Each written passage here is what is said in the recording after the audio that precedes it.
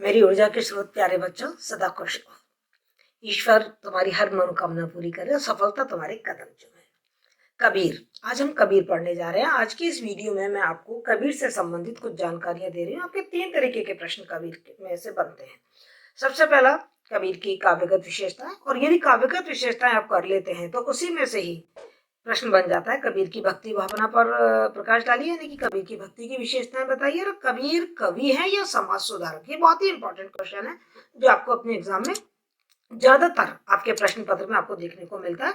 और कबीर के जो दोहे हैं, जो उनके पद हैं, उन सबकी व्याख्या आपके कोर्स में केवल दोहे हैं।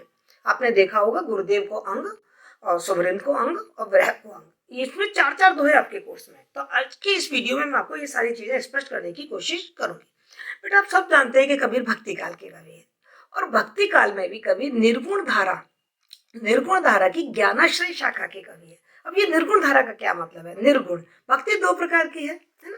एक निर्गुण, जो निराकार ब्रह्म को मानते हैं, जो मूर्ति पूजा में विश्वास नहीं करते, जो अवतारवाद में विश्वास नहीं करते, जिनका मानना यह है कि ईश्वर का कोई आकार प्रकार नहीं होता। कहा है ना उन्हें कि जाके मुंह माथा नहीं, ना ही रूप को रूप, और पूप बात से पात्रा, ऐसा रूप अनूप, मतलब उसका कोई आकार नहीं होता। इसलिए कबीर को निर्गुण कवि माना जाता है। और इसके बाद हमने पढ़ा कि निर्गुण धारा के ज्ञानाश्रय शाखा के कवि है। ज्ञानाश्रय का मतलब क्या है कि कबीर का मानना यह है कि यदि आपको ईश्वर की प्राप्ति करनी है, मोक्ष की प्राप्ति करनी है, यदि आपको आध्यात्मिक शांति प्राप्त करनी है, तो आपको ये ज्ञान होना चाहिए कि आत्मा और परमात्मा एक ही है। यदि ये ज्ञान हो जाता है तो आप दुनिया के सारे सांसारिक मोह माया से छूट जाएंगे और सीधा आप ईश्वर को प्राप्त करेंगे। तो उन्होंने साफ साफ कहा है कि हम तो एक करे जाना, दुई कही तिनहि को दो जग, जिन नाही न पहचाना। यानी कि आत्मा और परमात्मा एक ही है। जो इनको दो कहता है ना, उन्हीं को नरक अर्थात उन्हीं को दुख की प्राप्ति होती है। तो ये ज्ञान है कि हम आत्मा, जो ये जीवात्मा है, वो परमात्मा का ही अंश है। और बोलो, जब हमारे पास ये वाली ज्ञान आ जाएगा कि हमारी जो जीवात्मा है वो परमात्मा का अंश है, तो हम किसी के साथ कोई बुरा व्यवहार कर पाएंगे? कभी नहीं कर पाएंगे ना। तो फिर क्या है, पूरा जो दुनिया है वो शांति और जो पुण्यों का समूह बन जाएगा, जहां कोई कष्ट होगा ही नहीं, और बस आप जीते जी मोक्ष की प्राप्ति कर लेंगे। तो इस तरीके से जो कबीर है वो भक्ति काल के, निर्गुण धारा के, ज्ञानाश्रय शाखा के कवि हैं। ये आपको समझ में आ गया होगा। कबीर के बारे में ये कहा जाता है कि कबीर किसी विद्यालय में नहीं गए, पढ़ने नहीं गए, निरक्षर थे कबीर, है ना। तो फिर आपके मन में एक बात आती होगी, जब कबीर निरक्षर थे तो फिर ये इतने दोहे, इतने पद, ये सब कैसे आए? भाई, कबीर देशाटन करते रहते थे, है ना। और उनके मन में जो भावना आती थी भक्ति के प्रति, वो अपनी उन भावनाओं को दोहों के माध्यम से, पदों के माध्यम से, चौपाइयों के माध्यम से गाते रहते थे, प्रकट करते रहते थे। उनके जो शिष्य हैं उन्होंने इनको लिपिबद्ध किया है। उनके एक शिष्य हैं जिनका नाम है धर्मदास। धर्मदास ने उनकी जो साखियां थी, उनके जो शब्द थे, उनकी जो चौपाइयां थी, उनको संग्रहित करके एक पुस्तक का रूप दिया, और जिसे बीजक कहा जाता है। इस बीजक के 3 पार्ट हैं, एक साखी, दूसरा शब्द और तीसरा रमेनी। साखी में दोहे हैं, है ना, शब्द में पद हैं और रमेनी में चौपाई है। तो इस तरीके से कबीर के जो साहित्य है उसमें हमको 3 प्रकार के छंद पाए जाते हैं, दोहा, पद और रमेनी। लेकिन हमारे कोर्स में क्या है? दोहा। तो आपको बिल्कुल क्लियर है, कोई भी व्याख्या आएगी तो आपके कोर्स में तो केवल दोहा है। कबीर की भाषा की बात करें तो हम अभी मैं आपको बता के चुकी हूँ कि वो किसी विद्यालय में पढ़ने के लिए तो गए नहीं थे, लेकिन देशाटन बहुत करते थे, सत्संग करते थे, जगह जगह जाते थे। तो इसलिए उनकी भाषा में हर जगह के, पंजाब के भी, गुजराती के भी, बिहारी के भी, मराठी भी, इस तरीके की सारी भाषाओं, राजस्थानी भाषा, इन सारे भाषाओं के शब्द उनकी भाषा में हमको देखने को मिलते हैं। इसीलिए जो बाबू श्याम सुंदर दास हैं वो उनकी भाषा को पंचमेल खिचड़ी भाषा कहते हैं, और उनकी भाषा को सदुक्कड़ी भाषा कहा जाता है। हजारी प्रसाद द्विवेदी ने कहा है उनको तो भाषा का डिक्टेटर कहा है कि वो मतलब मन माने तरीके से भाषा पे राज करते हैं। तो इस तरीके से जो कबीर की भाषा है वो सारे स्थानीय जो भाषा उनके शब्दों से मिली हुई एक पंचमेल या खिचड़ी भाषा या एक सदुक्कड़ी भाषा के नाम से उनको जाना जाता है। जब हम कबीर के दोहे पढ़ते हैं तो उस दोहे में हम ये देखते हैं कि बहुत सारे अलंकार स्वाभाविक रूप से आ गए हैं। कबीर ने कोई जानबूझकर किसी अलंकार का प्रयोग नहीं किया है, लेकिन जब वो अपने दोहे कह रहे हैं तो उसमें अपने आप ही रागात्मकता, मतलब संगीतात्मकता ये तो आई है, साथ में उसमें बहुत सारे अलंकार आ गए हैं। जैसे कोई भी दोहा होगा तो आप मान के लिए थंब रूल है, हर दोहे में अंत्य अनुप्रास अलंकार तो होगा ही होगा, क्योंकि अंत में तुकबंदी है तो अंत्य अनुप्रास अलंकार है। अनुप्रास अलंकार ज्यादातर उनकी कविताओं में मिल जाएगा जहां वर्ण की आवृत्ति होगी, एक वर्ण एक बार से ज्यादा आया, जैसे सतगुरु साचा सुर हुआ तो स आ गया ना, तो ये अनुप्रास अलंकार है। इसके साथ ही उनके दोहों में हमको रूपक अलंकार, उपमा अलंकार, उदाहरण अलंकार, दृष्टांत अलंकार, प्रतीक अलंकार ये बहुत देखने को मिलता है। काव्यलिंग अलंकार, क्योंकि जो भी वो बात बताते हैं उसको कारण सहित वो स्पष्ट करते हैं, ये स्वाभाविक रूप से उनके अलंकार में, उनकी कविता में आए हैं। तो ये अलंकारों का सौंदर्य उनकी कविता में देखा जा सकता है। कबीर को हम एक समाज सुधारक और एक पथ प्रदर्शक के रूप में देखते हैं। कबीर ने अपने समय में जो समाज में बुराइयां थी उनका कट्टर विरोध किया, मतलब वो कबीर एक क्रांतिकारी कवि हैं। कबीर की कविताओं में हमको ज्यादातर एक जो वर्तमान में जो बुराइयां हैं उनका खंडन मिलता है, और खंडन करके फिर वो रास्ता भी दिखाते हैं कि ये रास्ता है। तो उन्होंने जो उस समय की समाज में बुराइयां थी, जैसे मूर्ति पूजा की बुराई थी, तो उन्होंने मूर्ति पूजा का जबरदस्त विरोध किया। और इस ये जो मूर्ति पूजा का विरोध है उन्होंने धर्म से ऊपर उठकर किया, ना उन्होंने मुसलमानों को छोड़ा ना उन्होंने हिंदू को छोड़ा, है ना। हिंदुओं को भी उन्होंने कहा कि पाहन पूजे हरि मिले तो मैं पूजू पहाड़, ताते तो चाकी भली पीस खाए संसार। तो उन्होंने छोड़ा मुसलमानों को भी नहीं, उनको भी फटकारा कस के कि काकर पाथर जोड़ के मस्जिद लई चुना है और ताचड़ मुल्ला बाग दे क्या बहरा हुआ खुदा। तो इस तरीके से उन्होंने मूर्ति पूजा का जबरदस्त विरोध किया। साथ ही जैसे मैंने आपको बताया कि उन्होंने एकेश्वरवाद का प्रतिपादन किया। उन्होंने कहा है दुई जगदीश कहाँ से आए, ये दो जगदीश कहाँ से आए, ईश्वर तो एक है, जो परमात्मा है, जो परम तत्व है वो तो एक ही है।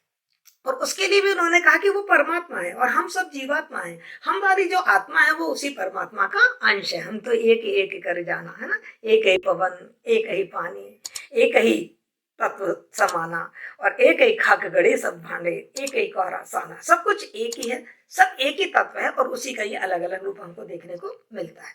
कबीर ने समाज में जो आडंबर थे, जो पोंगापंथी थी, जो कर्मकांड थे, उनका भी जबरदस्त विरोध किया। संतो देखो जग बौराना, साच कहो तो मारन धावे, झूठे जग पतियाना, अनैमी देखा धर्मी देखा, प्रात करे स्नाना, और आत्म मार पखाने पूजे, इनमें कछु नहीं ज्ञाना। इस तरीके से उन्होंने भाई आडंबरों का बहुत विरोध किया कि वो उन्होंने बोला ना, माला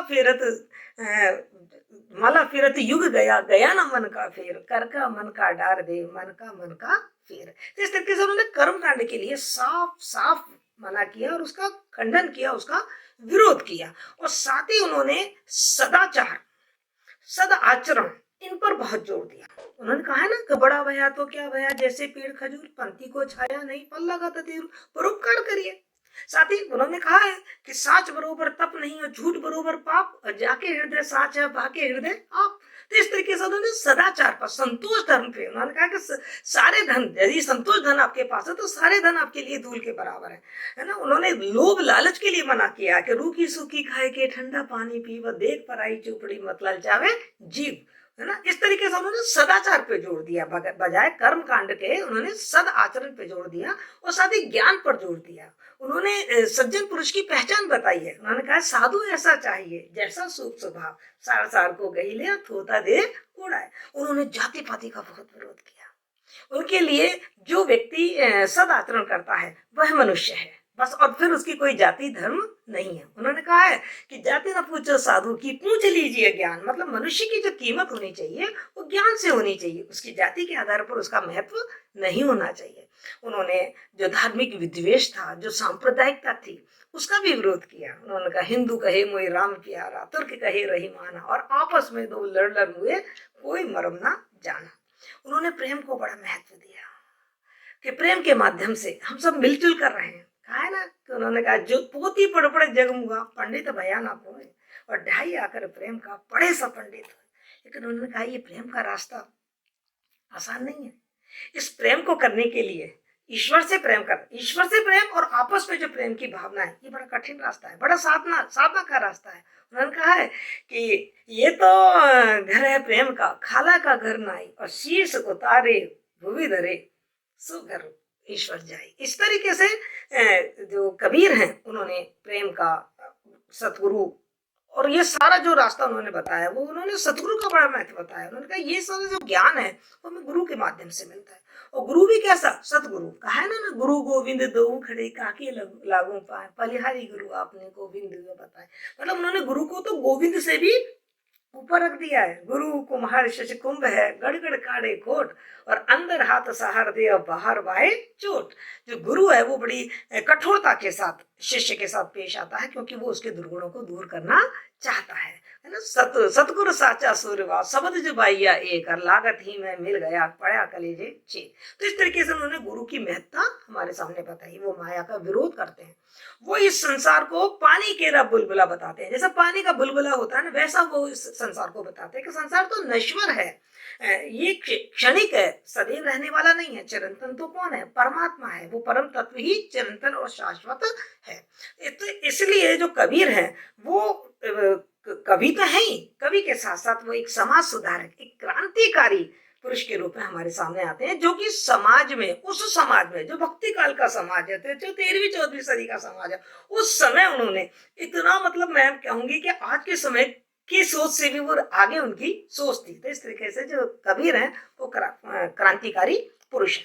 मैंने अभी तक जो आपको एक सामान्य जानकारी दी कबीर की, उससे आपको जो प्रश्न मैं आपको बता रही हूँ, जो प्रश्न पत्र में आएंगे, कबीर कवि है या समाज सुधारक है, दोनों ही है। ये कोई विवाद का प्रश्न नहीं है। कबीर कवि तो है ही है, लेकिन कवि के अपनी कविता के माध्यम से वो समाज सुधार का रास्ता हमको दिखाते चलते हैं। क्रांतिकारी कवि हैं, क्योंकि वो जो समाज में फैली हुई जो कुप्रथाएं हैं उनका खंडन करते हैं, तो क्रांतिकारी पुरुष हैं।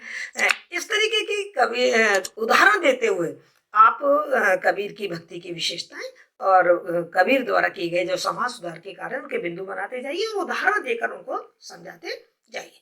अब मैं आपको जो आपके कोर्स में गुरुदेव को अंग है वो उसके बारे में बता देती हूँ। मैं आपको बता दूं कि जो कबीर की जो पुस्तक है जिसका नाम है बीजक, बीजक में के 3 पार्ट हैं, जैसे मैंने आपको कहा, साखी, सबद और रमेनी। इसमें जो साखी है उस साखी में 59 है ना, 59 60 से एक कम 59 अंग में विभाजित है वो साखी, यानी कि 59 उसके अलग अलग अध्याय हैं, जिसका पहला अध्याय गुरुदेव को ये अंग है जिसमें गुरु की महत्ता बताई गई है।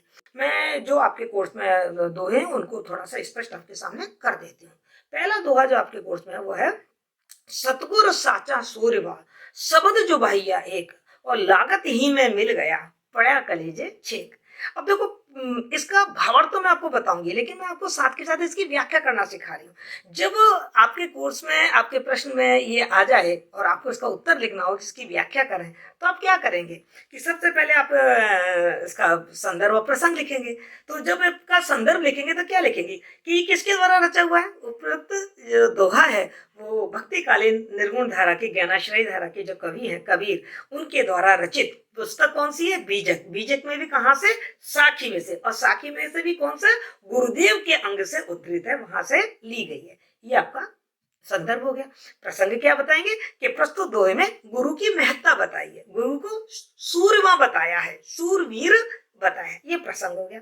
फिर आप इसकी पूरी जो काव्यात्मक टिप्पणी है वो लिखेंगे क्या, इसको जिसमें भावार्थ होगा, भावार्थ के साथ इसके भाव से संबंधित जो अन्य भाव है, अन्य कवियों की भी कोई बात है वो आप इसमें स्पष्ट करते जाएंगे।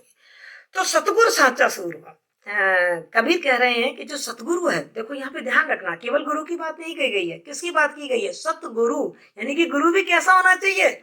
सच्चा गुरु होना चाहिए, जो वास्तव में शिष्य को सही रास्ता दिखाए। क्योंकि कबीर जानते थे और उन्होंने कहा भी है इस समय कि समाज में कुछ ऐसे गुरु भी हैं जो कि सच्चा रास्ता नहीं बता पा रहे हैं, तो ऐसे गुरु के साथ शिष्य और गुरु दोनों ही डूबते चले जा रहे हैं। और आज भी हम देखते हैं बहुत सारे गुरु हमको मिलेंगे, लेकिन कई गुरुओं के आगे प्रश्न चिन्ह लग चुके हैं। मैं नाम नहीं लेना चाहूंगी, अभी वो जेल यात्रा पर गए हुए हैं, लेकिन आप सब जानते हैं कि हाँ, हमारे समाज में कुछ इस तरीके के पाखंडी और कुछ इस तरीके के मतलब धन लोलुप, मन लोलुप, तन लोलुप, ऐसे कुछ ऐसे वो गुरु हुए हैं जिन्होंने गुरु पे ही प्रश्न चिन्ह लगा दिए। इसलिए गुरु करते समय ध्यान रखिए कि आपको कौन से गुरु को का अनुसरण करना है। उस गुरु, वो गुरु सदगुरु होना चाहिए, वो सच्चा गुरु होना चाहिए, उसमें अच्छे गुण होने चाहिए। तो वो कह रहे हैं कि जो सतगुरु है उसका गुण क्या होता है कि सतगुरु साचा सूरवा। जो सतगुरु है वो सच्चा शूरवीर है। देखो जहाँ सूरवा शब्द है ना, सूरवा मतलब सूरमा, और सूरमा मतलब बहादुर। और बहादुर किसे कहेंगे, जो बहुत अच्छा साहसी और वीर हो। और वीर क्या, कौन वेद कहलाता था, जो शूरवीर हो। हमारे यहाँ युद्ध होता था, युद्ध में धनुष बाण चलाए जाते थे, तो जो बहुत अच्छा सूर बाण चला सके, जो बहुत अच्छा धनुर्धर हो। तो उन्होंने कहा कि सतगुरु को उन्होंने बहुत अच्छा धनुर्धर बताया है। अब अच्छा धनुर्धर क्यों बताया, देखो रूपक अलंकार है यहाँ पर। उन्होंने सतगुरु को अच्छा धनुर्धर बताया है, सच्चा धनुर्धर बताया है, सूरवीर बताया है, क्योंकि उसको वो धनुर्विद्या में प्रवीण है, इसलिए उसको सूरवीर बताया है। क्यों बताया है कि जिस तरीके से जो अच्छा सूरवीर होता है, जो अच्छा धनुर्धर होता है, वो अपने धनुष से बाण चलाता है और बाण उसके सीधा जाके उसके जिस निशाने पे उसने बाण चलाया सीधा उस निशाने पे जाके बाण लगता है और उस निशाने को वो मटिया मेट कर देता है ना, उसको छेद देता है, उसको खत्म कर देता है। इसी तरीके से जो सदगुरु है वो भी शूरवीर है। वो क्या करता है, अपना ज्ञान रूपी बाण चलाता है, शब्द रूपी, शब्द मतलब ज्ञान, ज्ञान रूपी बाण चलाता है। मैं आपसे बताऊं, जो गुरु है ना, वो हमारे ऊपर कई तरीके से प्रभाव डालता है। अपने उपदेशों के माध्यम से वो हमारे हृदय में परिवर्तन करता है। तो यहाँ शब्द का मतलब है उपदेश, अपना ज्ञान, अपने शब्दों के माध्यम से जो ज्ञान दे रहे हैं, तो वो ज्ञान रूपी, अपना उपदेश रूपी बाण चलाता है। और जब सदगुरु उपदेश रूपी बाण चलाता है तो वो तो सूरवीर है और सच्चा सूरवीर है, तो उसका बाण इधर उधर तो जाता नहीं है, उसका बाण सीधा कहाँ लगता है, हमारे हृदय में जो अहंकार है, हमारे हृदय में जो विकार भरे हुए हैं, जो बुराइयां भरी हुई है, जो सांसारिक मोह माया भरा हुआ है, उस ताकत ही में मिल गया। जैसे ही वो बाण लगता है, यानी कि जैसे ही वो उपदेश हम सुनते हैं, तुरंत हमारे हृदय में जो अहंकार है, जो बुराइयां हैं, जो विकार हैं, वो मिल जाता है, अर्थात खत्म हो जाता है। लागत ही मैं मिल गया, या मैं का मतलब है अहंकार, उसके लगते ही मेरा अहंकार मिट जाता है। अहंकार क्या है कि मैं जीवात्मा हूं, मैं हूं नहीं, मैं कहा हूं, मैं तो परमात्मा का अंश हूं। तो जो मेरा मैं है वो मैं मिल गया, मतलब मैं नहीं हूं, मैं तो परमात्मा का अंश हूं। मैं मधुगुप्ता नहीं हूं, बल्कि मैं परमात्मा का अंश हूं। तो लागत ही मैं मिल गया, जैसे ही लगता है वैसे मैं मिल गया। मैं मतलब मेरा अहंकार कि मेरा होना, मैं अपने आप को सब कुछ मानता हूं, ये जो अहंकार है वो मिल गया, अर्थात नष्ट हो गया। अब पड़ा कलेजे छेद, अब मेरे कलेजे में छेद पड़ गया, छेद हो गया। अब यहाँ छेद होने का मतलब क्या है कि मेरे कलेजे में जो सांसारिक मोह माया रूपी जाल छाया हुआ था ना, उस जाल में छेद हो गया। और अब वो जो सांसारिक मोह माया वो उस छेद में से रिस रिस के खत्म हो जाएगी, और मेरा जो कलेजा है, जो मेरा हृदय है, वो विकारों से साफ हो जाएगा, शुद्ध हो जाएगा। मैं सांसारिक मोह माया से दूर हो जाऊंगा। तो ये इसका भावार्थ है जो आपको काव्यात्मक टिप्पणी में लिखना होता है। फिर आपको लिखना होता है उसकी काव्यगत विशेषताएं, वो मैंने आपको बताई दी। प्रसंग बता दिए कि गुरु की महत्ता बताई है, भाषा बता दी, छंद बता दिए, अलंकार बता दिए, काव्य रूप मुक्त काव्य शैली है इनकी। ठीक है, समझ आया? आगे चलते हैं। आगे दूसरा क्या है, ध्यान से देखिए। दीपक दिया तेल भर, बाती दई अघट, और पूरा किया बिसाउना, बहुरी न आवा हट। यहाँ भी एक रूपक अलंकार है। मैं आपको एक बात बताती हूँ। जब हम बाजार में जाते हैं तो बाजार में अपने मतलब की चीजें खरीद लेते हैं, खरीद के घर आ जाते हैं, फिर वापस बाजार जाते हैं, नहीं ना। यदि हम सारा सामान खरीद लाए, हमने सारा व्यापार कर लिया, अपना काम कर लिया, तो हमको वापस बाजार जाने की आवश्यकता नहीं है। क्या मतलब है यहाँ पर इसका? कबीर ने इस पूरी दुनिया को बाजार कहा है। क्या कहा है? बाजार कहा है। और वो कहते हैं इस दुनिया में जब हम आते हैं, जन्म लेते हैं, और जन्म लेके अपने कर्म करके फिर मृत्यु को प्राप्त होते हैं, और अपने कर्म के अनुसार फिर दोबारा पुनर्जन्म लेते हैं।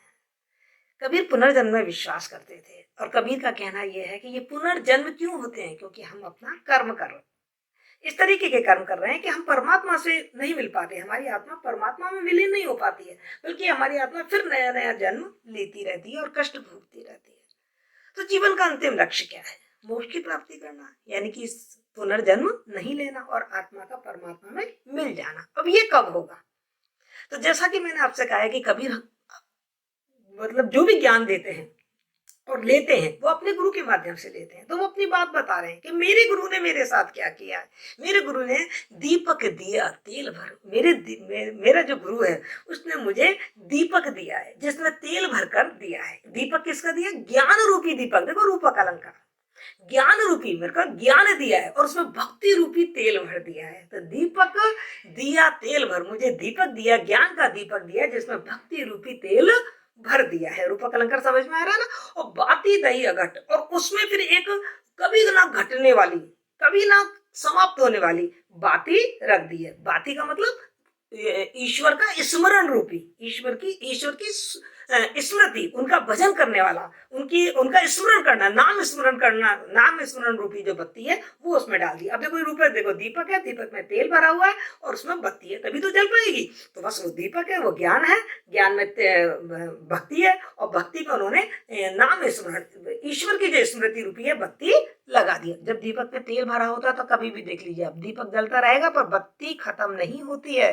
तो इसी तरीके से जब तक आपके अंदर भक्ति है, ज्ञान है, आपका नाम स्मरण, ईश्वर की स्मृति कभी खत्म नहीं होती है। तो दीपक दिया तेल भर और बाती दई अघट। अब कह रहे हैं अब उसकी रोशनी हो रही तरह तरह।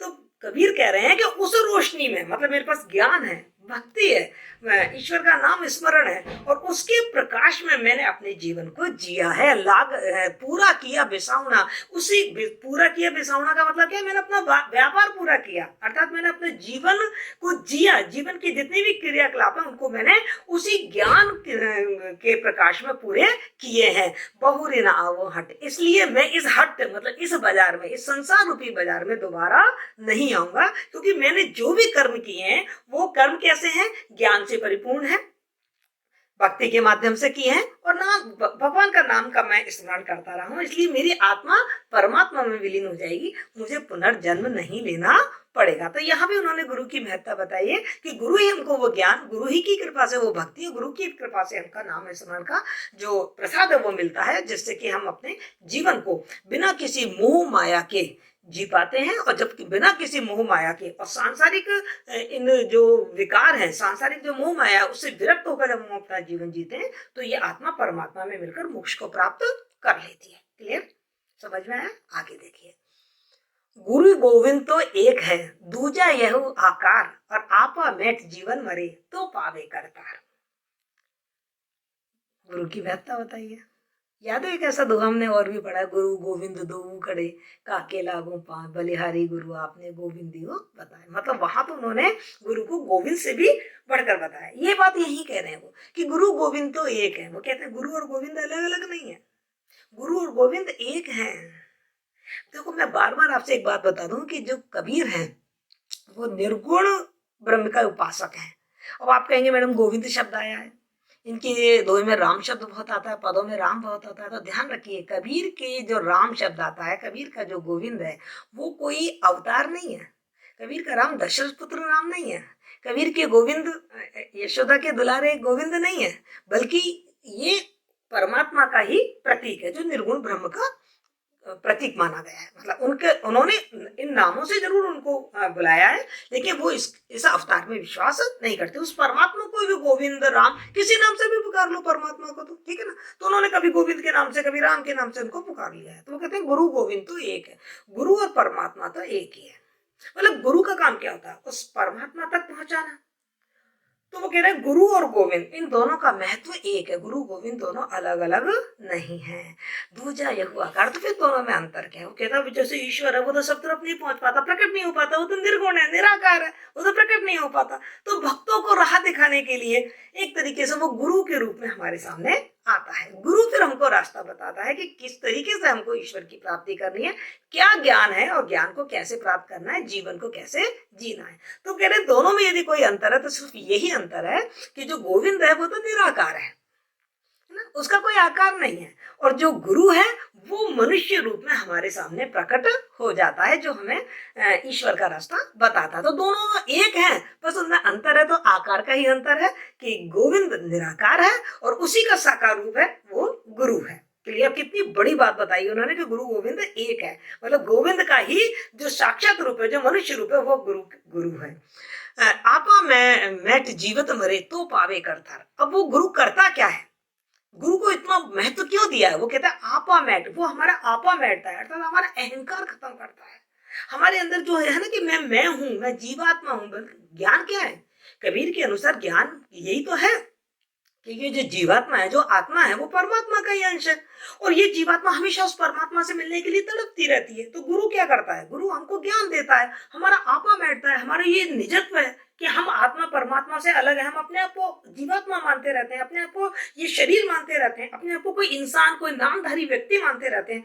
वो खत्म करता है गुरु, उस चीज को समाप्त करता है। गुरु ज्ञान देता है कि आत्मा और परमात्मा एक ही है, अलग अलग नहीं है। तो आपा मैट, ये आपा वो मैट देता है, ये जो बुराई है वो खत्म कर देता है, और जीवत मरे, और तब हम जीते जी मर जाते हैं। अब देखो यहाँ विरोधाभास अलंकार लग रहा होगा आपको कि जी भी रहे हैं, मर भी कैसे रहे हैं?